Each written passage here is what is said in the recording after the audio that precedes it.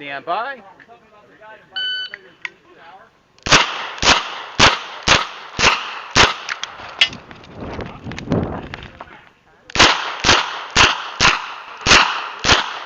If finish, unload, show clear.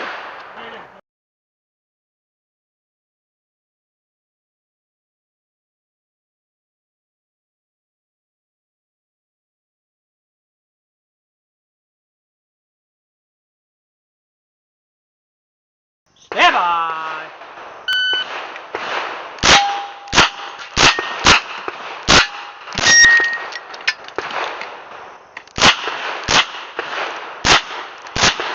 If you are finished, unload, show clear.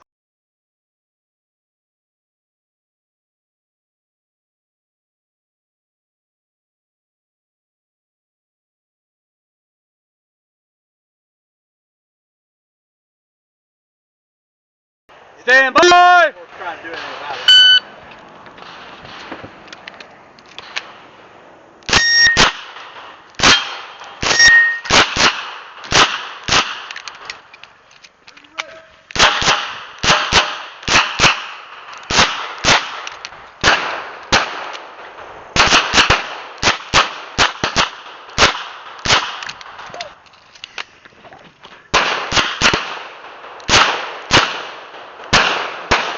Clear.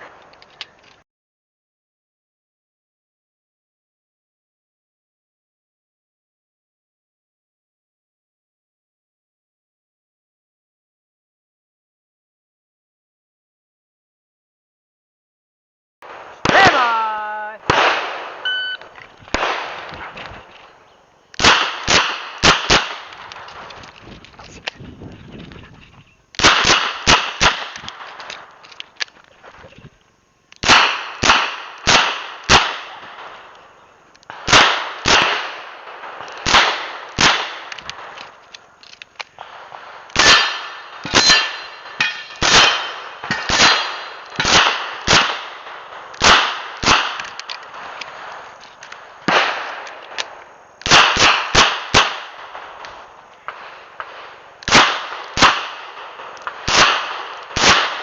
If you are finished, unload.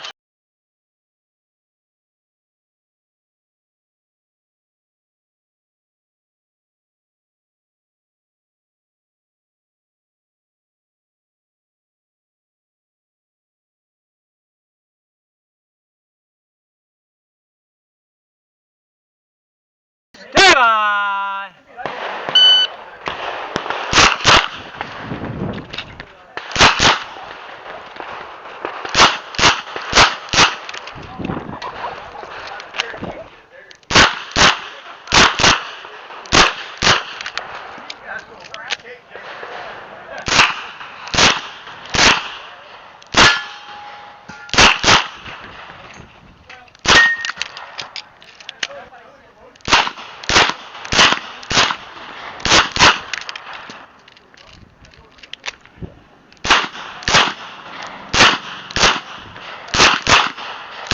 If you're finished.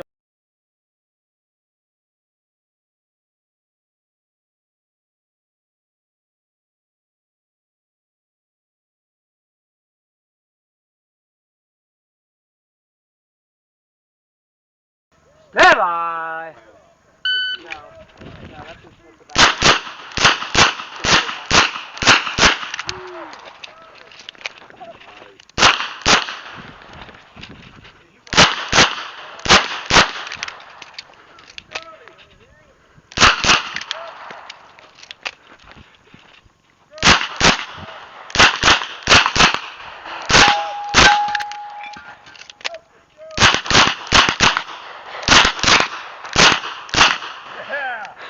Good run.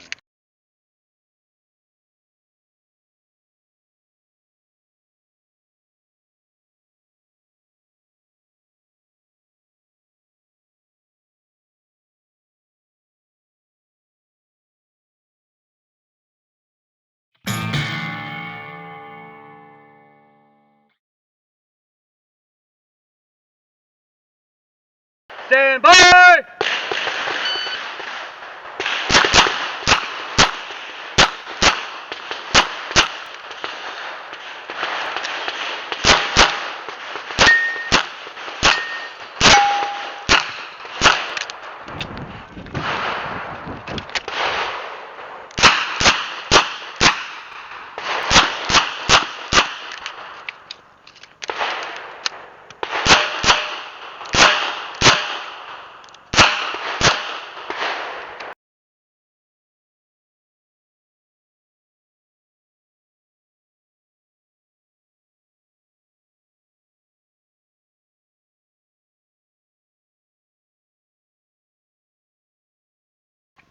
Stand by.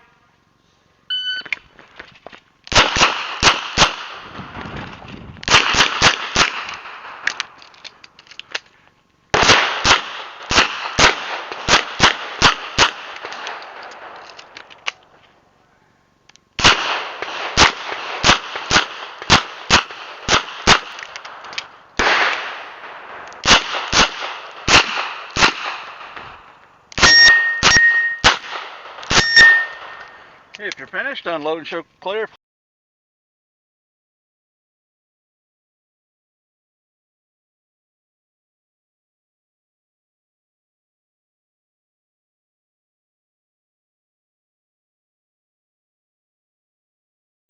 Stand by!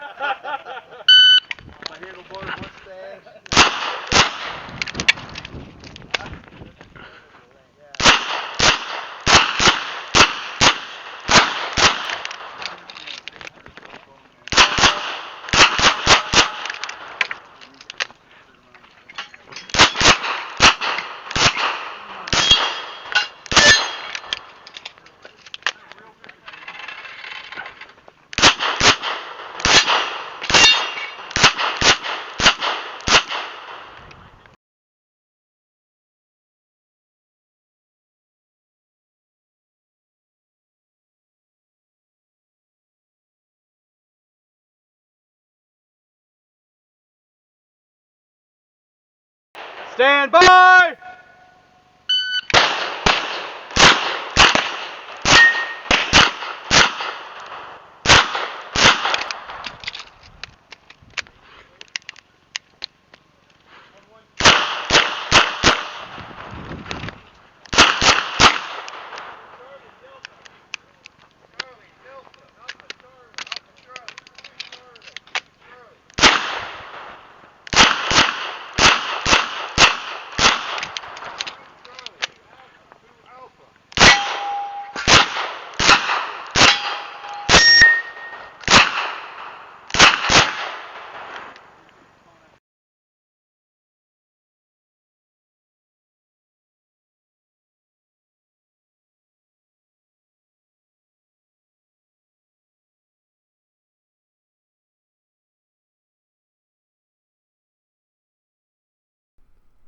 A pretty successful match in the books, I'd say, both in front of the timer and behind it. Let's dig in. So, item number 1, performance. Not a lot to say here. I spent the drive home wearing a big grin. Splitting the two master class shooters is some pretty solid evidence for my intuition that I'm shooting at about a master level.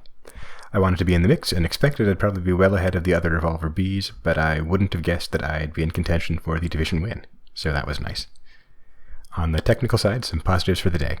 My footwork on short movement felt good, and I confidently took a lot of targets on the move, and that confidence was mostly borne out with the results.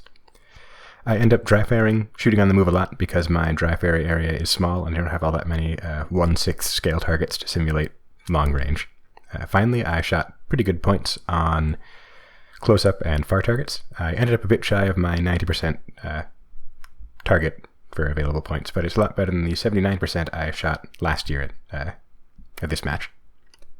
On the flip side, I had too many Charlies on open middle distance targets. I was a little inconsistent on activators, and I overran a lot of positions at the end of big runs. I mostly practice in small bays, and even at the local matches here, it's difficult to set up interesting stages with big shooting areas, so I don't get a lot of time making big runs and having to stop hard at the end. So that suggests some practice priorities. I want to keep doing what I'm doing in dry fire because being able to move and shoot pays dividends in fluid stage plans. I should probably also work on differentiating moves with reloads and moves without in my visualization and planning. That was kind of a common problem this match. Shoot 6 at one array, run to another and shoot 2, run to another and shoot 8 with reloads in the appropriate places.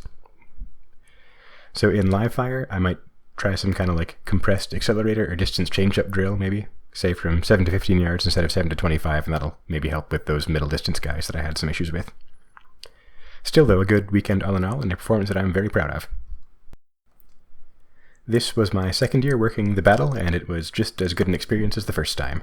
So I was on stage 4, the Shawnee Kinepikwa, which was my last stage of the day and the one I bombed by way of malfunction.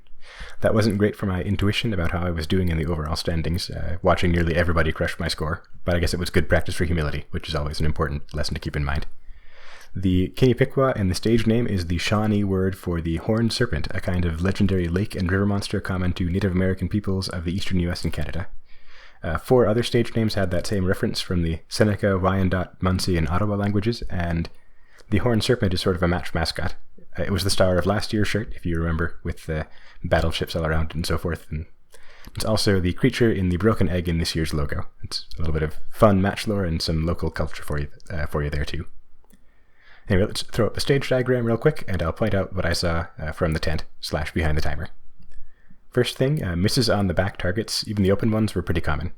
I think a lot of it were was people trying to slice the first position too finely and putting shots through the wall posts, which sends the bullets way off on that kind of shot. There may also have been some head games with the one no-shoot partial, but I don't know how big a deal that was.